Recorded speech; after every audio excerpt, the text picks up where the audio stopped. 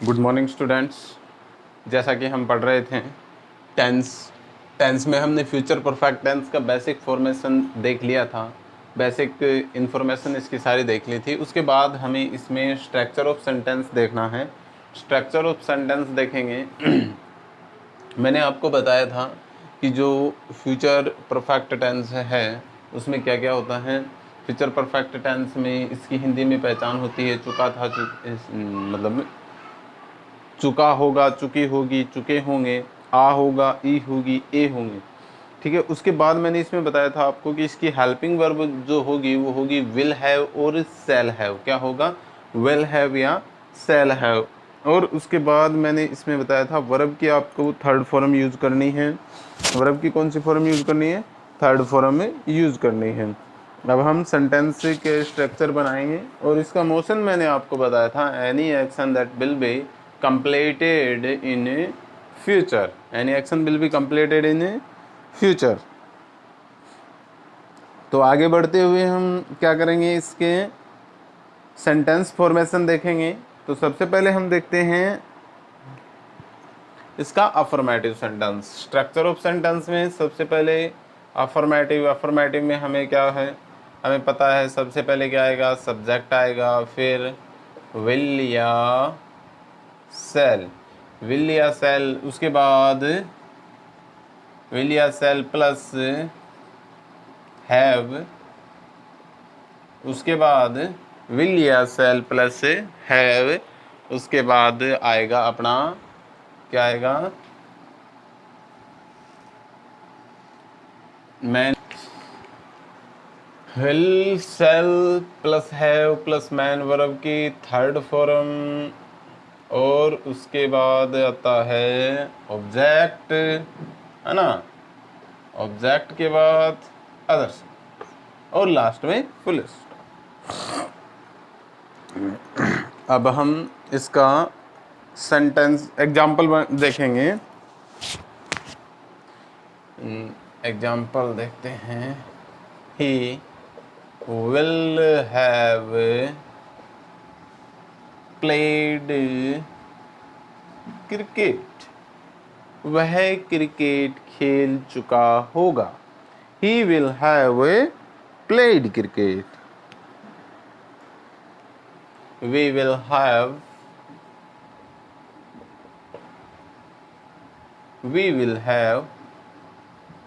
eaten food. हम भोजन कर चुके होंगे। He will have solved all the questions. He will have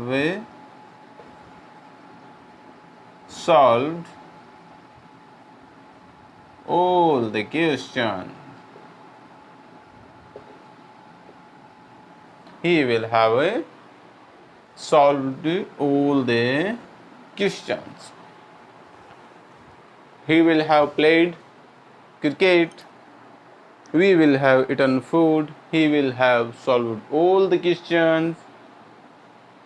एक सेंटेंस और देखते हैं।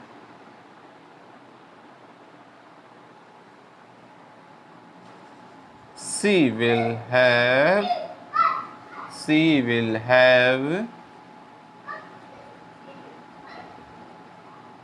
finished her work. वह अपना कार्य पूर्ण कर चुकी होगी। इसके बाद देखेंगे नेगेटिव सेंटेंस। क्या देखेंगे?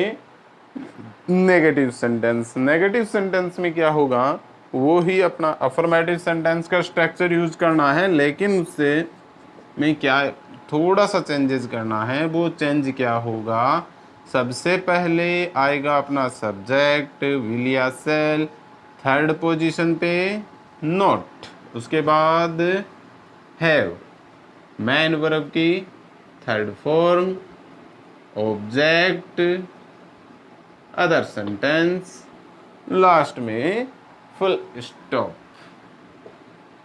ठीक है। तो एक सेंटेंस बनाएंगे, जैसे कि हमने पहले ऊपर वाला सेंटेंस बनाया था, उसी आधार पे एग्जाम्पल देखेंगे सेंटेंसेस के। तो वो क्या होगा, he will not have played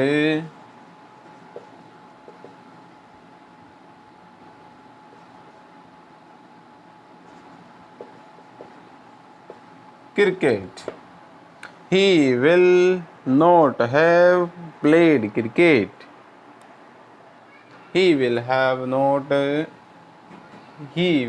not have played cricket. Sentence देखेंगे. They will not have eaten food. They will not have eaten food. सबसे पहले हमने सेंटेंस देखा he will not have played cricket. Way cricket नहीं खेल चुके होंगे. They will not have eaten food. वे भोजन नहीं कर चुके होंगे. He will not have played cricket. वह क्रिकेट नहीं खेल चुका होगा. They will not have eaten food. वे भोजन नहीं कर चुके होंगे.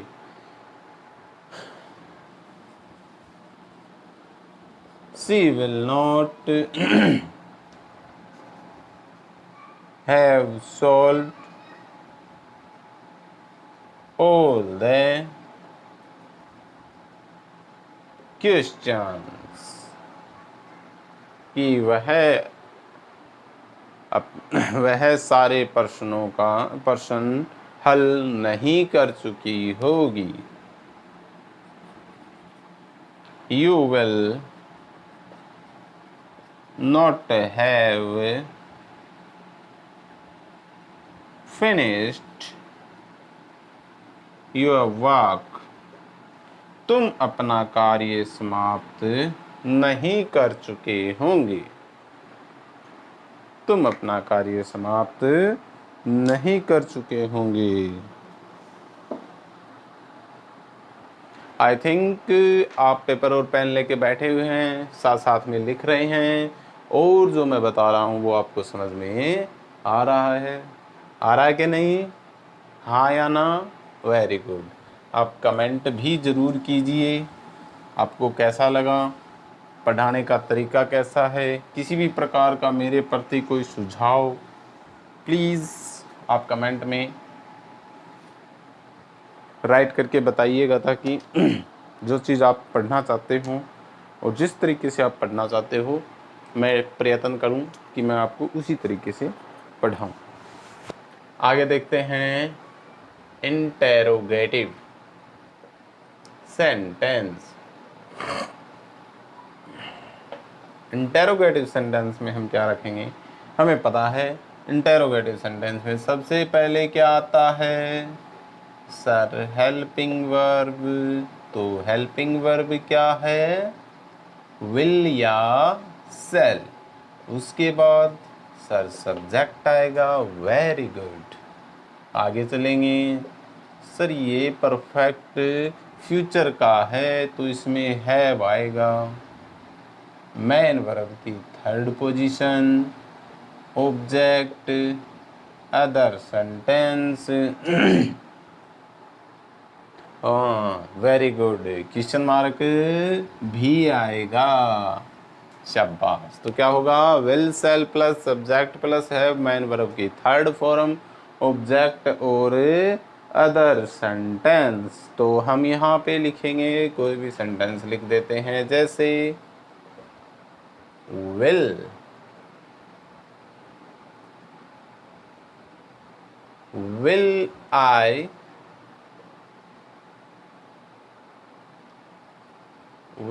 I have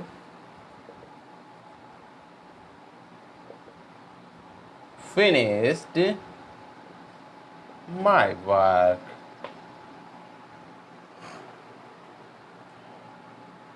Will I have finished my work? Is that clear? क्या ये सही है? मैंने सेंटेंस लिखा है Will I have finished my work? कुछ बच्चों के मस्तिष्क में अभी भी संशय है. जिन के मस्तिष्क में संशय है उसको बता दूं, ये सेंटेंस बिल्कुल रॉन्ग है. क्यों रॉन्ग है? कारण बताइए. कारण अगर आपको पता है तो ठीक है, वरना मैं बताता हूं आपको। Shall I have finished my work? ये राइट सेंटेंस है। क्यों? देखिए, मैंने आपको जब सेंटेंस फ्यूचर टेंस से स्टार्ट हुआ था तो बताया था विल और शैल का प्रयोग फर्स्ट पर्सन के साथ, शैल का प्रयोग सेकंड एंड थर्ड के साथ, विल का प्रयोग। बताया था कि नहीं बताया था? बताया था सर, लेकिन इसके साथ एक बात और भी बताई थी कि अगर अफर्मेटिव हो और सेंटेंस नेगेटिव हो, अफर्मेटिव या नेगेटिव दोनों कौन सा भी हो, दोनों के अंदर हम फर्स्ट पर्सन, सेकंड पर्सन और थर्ड पर्सन के साथ विल का प्रयोग कर सकते हैं।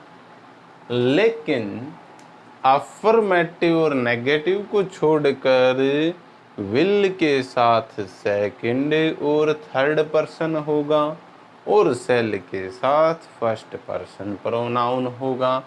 तो अपना आई कौन सा प्रोनाउन है? फर्स्ट पर्सन प्रोनाउन है, सो इसके साथ विल नहीं आएगा। समझ में आया? Very good. एक एग्जाम्पल और देखते हैं। Will we have eaten food? Will we have eaten food? तो क्या ये सेंटेंस सही है? बिल्कुल नहीं है। अब हम देखेंगे इसमें सही सेंटेंस क्या होगा। Shall we have eaten food? ये सेंटेंस बिल्कुल राइट है। तो आगे बढ़ते हुए देखते हैं एक सेंटेंस और।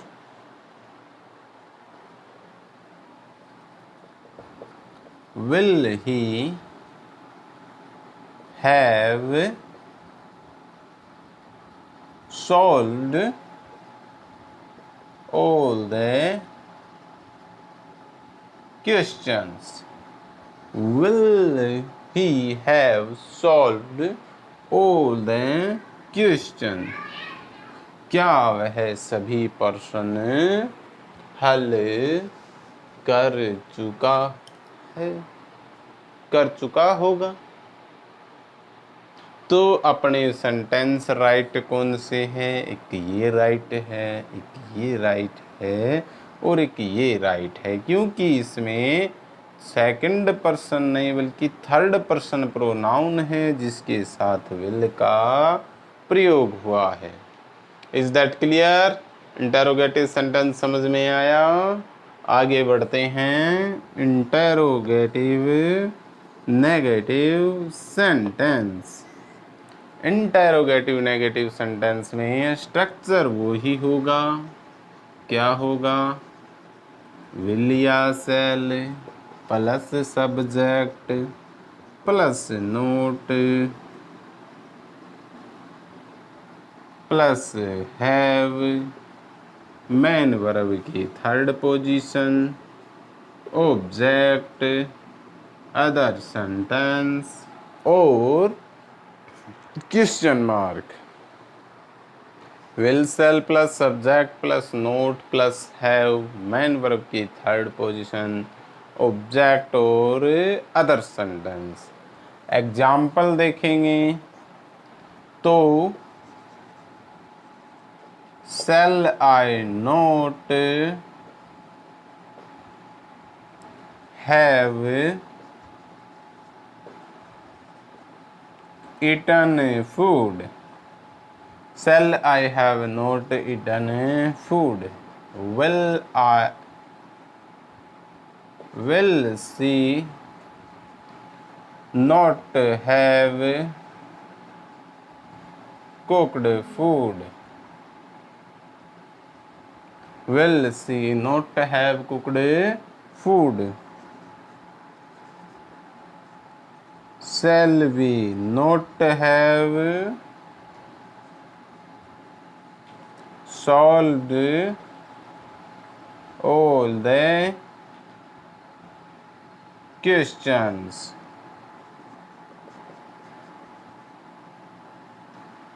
Will you not have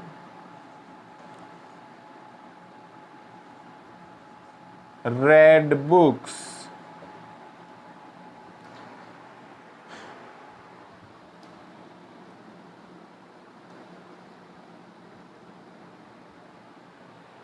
तो क्या बताया है? Shall I not have eaten food? क्या मैं भोजन नहीं कर चुका हूँगा? Will she not have cooked food? क्या वह भोजन नहीं पका चुकी होगी? Shall we not have solved all the question? क्या हम सभी प्रश्न के हल नहीं कर चुके होंगे? Will you not have read books? क्या तुम वे पुस्तकें नहीं पढ़ चुके होंगे?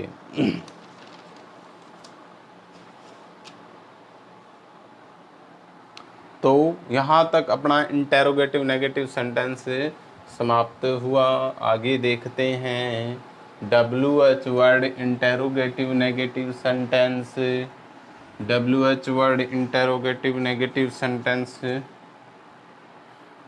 तो हमने इतना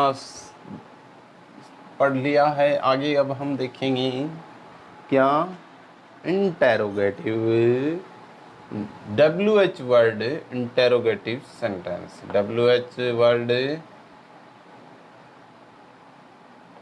इंटेरोगेटिव सेंटेंस। ठीक है, तो सबसे पहले हमें क्या रखना है? WH वर्ड हो जाएगा plus will shall plus subject plus have plus main verb की third form object other sentence और क्वेश्चन टैग। तो एग्जाम्पल में देखेंगे, एक दो एग्जाम्पल लिखेंगे। Why will you have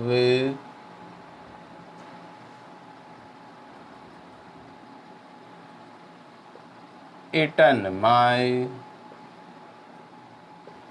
food? Why will you have eaten my food? तुम मेरा भोजन क्यों खा चुके होगे?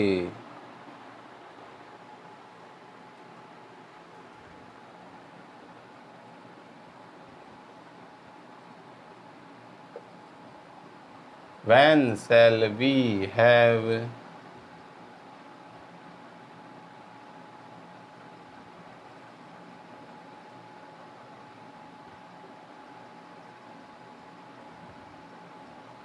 gone to Kota? हम कब कोटा जा चुके होंगे?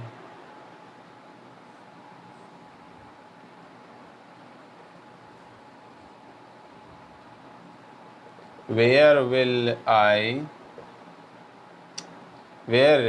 she have gone? वह कहाँ जा चुकी होगी? तो ये हो गया अपना WH वर्ड इंटेरोगेटिव सेंटेंस। अब देखेंगे WH word interrogative negative sentence. Interrogative negative sentence में देखेंगे क्या होगा। सबसे पहले WH वर्ड, उसके बाद विल या सेल, फिर नोट थर्ड पोजीशन पे, फिर सब्जेक्ट, उसके बाद हैव, उसके बाद हैव के बाद मैन वर्ब की third form object, other sentence और क्वेश्चन टैग। तो सेंटेंस बनाएंगे, why will not you have eaten my food, तुम मेरा भोजन क्यों नहीं खा चुके होगे। Why will not you have eaten my food, when shall not I have gone to Jaipur, मैं कब जयपुर नहीं जा चुका हूँगा। Where will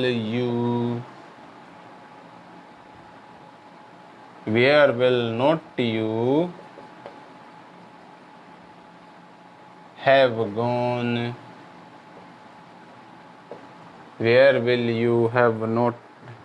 where will not you have gone, तुम कहाँ नहीं जा चुके होंगे।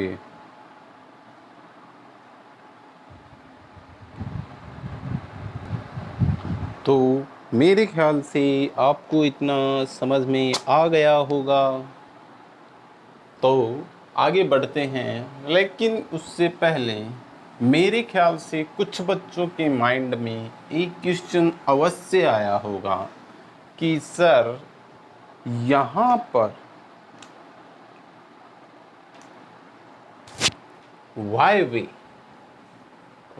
we don't use has here, कि हम यहाँ पर हैज़ का प्रयोग हैज़ का प्रयोग क्यों नहीं कर सकते। तो इसमें डिफरेंट क्या है, इसमें डिफरेंस क्या है वो देखिएगा। डिफरेंस क्या है कि सबसे पहले helping verb plus modal plus verb की थर्ड फॉर्म ऐसा कुछ यूज हुआ है, यानी हेल्पिंग वर्ब या मोडाल देख लें, हेल्पिंग वर्ब या मोडाल बोल सकते हैं। विल सेल किसका रूप है भाई, सर मोडाल भी बोल सकते हैं। मॉडल या फ्यूचरिटी दोनों में यूज होता है। तो हमने बताया था पूर्व में ही आपको कि जो विल है और सेल है वो फ्यूचरिटी एंड मॉडल दोनों में यूज होता है। किस किस में यूज होता है भाई, फ्यूचरिटी और मॉडल दोनों में। और ये दोनों क्या क्या शो करते हैं, सेल हमेशा पॉसिबिलिटी शो करता है और विल हमेशा क्या शो करता है, ये पॉसिबिलिटी और ये डिटर्मिनेशन, ये तो संभावना और ये दृढ़ निश्चय। तो जहाँ कहीं भी मोडाल का यूज हो रहा हो, model plus have plus verb की थर्ड फॉर्म आएगी, हैज़ का प्रयोग कहीं भी नहीं होगा। ये कारण है कि मॉडल के साथ हैव का प्रयोग करके जहाँ पर परफेक्ट टेंस यूज हो रहा है वहाँ पर हैव का प्रयोग होगा। तो हमने क्या देखा, हमने अब तक क्या पढ़ा, फ्यूचर टेंस का परफेक्ट पार्ट कंप्लीट किया। क्वेश्चन एक माइंड में ये आया कि सर हैज़ और हैव दो हेल्पिंग वर्ब होती है, लेकिन हम यहाँ पर केवल हैव यूज क्यों करते हैं। तो उसका कारण क्या है, why we don't use has here, because there we find the models, क्योंकि यहाँ पर हम मॉडल्स पाते हैं।